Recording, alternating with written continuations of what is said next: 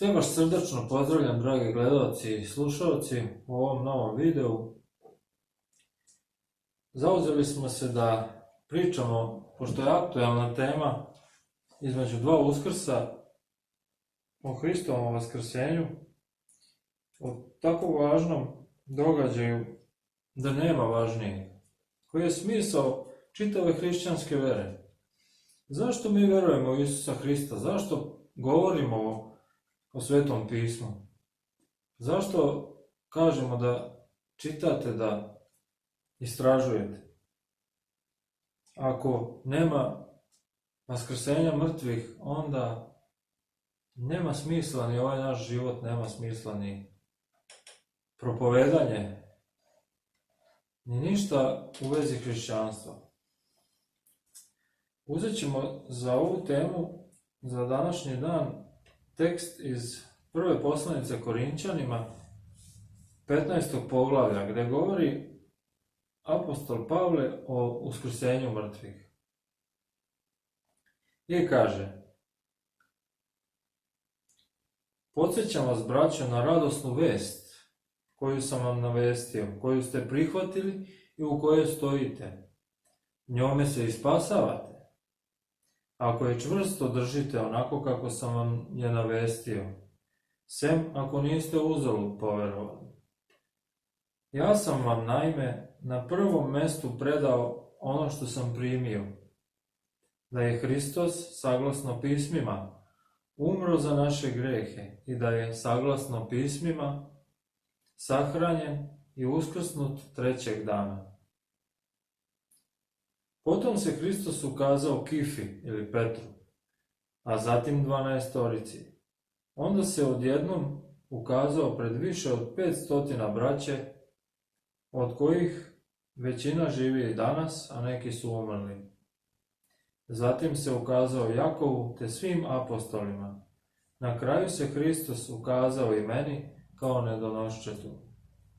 Naime, ja sam najmanji među apostolima, kaže apostol Pavle, i nisam dostojan da se nazovem apostolom, jer sam progonio crkvu Božiju. Znamo svi koji istražuju, naravno, i koji čitaju Sveto pismo, znamo da je apostol Pavle bio jedan od najvećih progonitelja hrišćana koji su tada u tadašnje vreme bili, i da je tada on čak mislio da radi dobru stvar za Boga.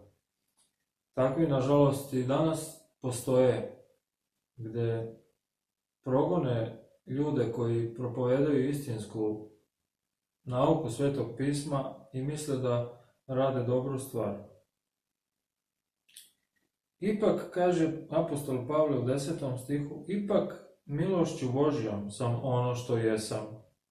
I njegova milost prema meni nije bila uzaludna. Šta više, potrudio sam se više od svih njih, ali ne ja, nego Božja milost sa mnom. Svejedno, bio ja ili oni, tako propovedamo i tako ste i poverovali. Ako se propoveda da je Hristos uskrsnuo iz mrtvih, kako onda neki od vas tvrde da nema uskrsenja iz mrtvih? Ako nema uskrsenja mrtvih, onda ni Hristos nije uskrsnuo.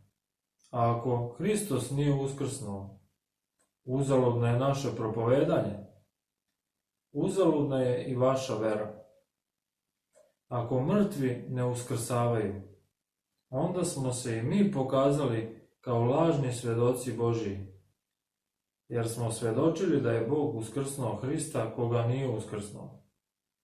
Ako mrtvi ne uskrsavaju, onda ni Hristos nije uskrsnuo. A ako Hristos nije uskrsnuo, uzaludna je vaša vera, jer ste još uvek u svojim gresima. Po tome su propali i oni koji su usnuli u Hristu. Jer ako samo u ovom životu polažemo nadu u Hrista, jadniji smo od svih ljudi. Ali, kaže apostol Pavle u 20. stihu, ali Hristos je uskrsnuo iz mrtvih, prvi među umrlima.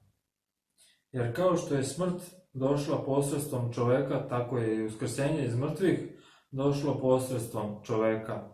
Naime, kao što u Adamu svi umiru, tako će svi koji su u Hristu oživeti.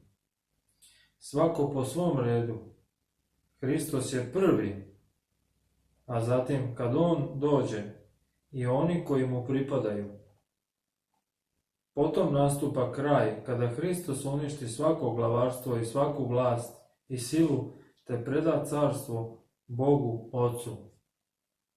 Ovdje ćemo stati. Ovo nam je sasvim dovoljno da poverujemo, pored onih svjedočanstava o kojima smo govorili od strane apostola koji su živjeli sa Gospodom dok je bio u telu ovdje na zemlji, dovoljno nam je da poverujemo u vaskrsenju mrtvih i da samim tim imamo nadu da svako i od ljudi koje smo izgubili na ovome svetu ima šansu za Božju milost ukoliko je verovao u ovo o čemu govorimo, o čemu čitamo, ukoliko je bio pouzdan u Gospoda Isusa Hrista, makar na kraju svog života, da je pomislio da mu je žao zbog njegovih greha i Gospod će suditi, ja verujem, za svakoga koji ima ljudskog materijala, da je Gospod mogao na osnovu nekog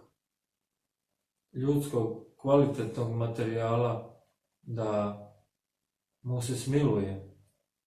Verujem za svakoga ko je imao nekakve vrednosti u Božjim očima, da Bog može da se smiluje i da se jednog dana svi vidimo kada Gospod bude došao, spustio se sa anđelima ovde po svoj narod.